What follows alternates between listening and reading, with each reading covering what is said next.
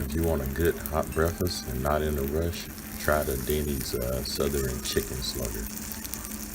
It's pretty good, but it stays hot a long time. So, like I said, if you're not in a rush, try one of these. It's a chicken fried steak, and I get my eggs sunny side up.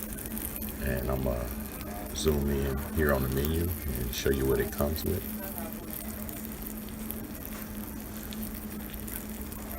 But it did need a little bit more seasoning on the food.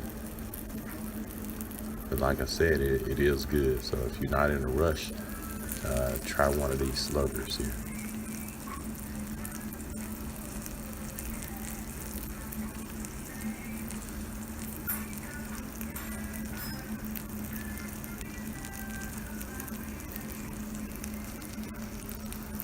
But I'm here in Houston, so I gotta fix mine up. So I'm gonna put a little ketchup and some Cholula. If you haven't tried the Cholula, you need to give it a try. So I had to add a little salt and pepper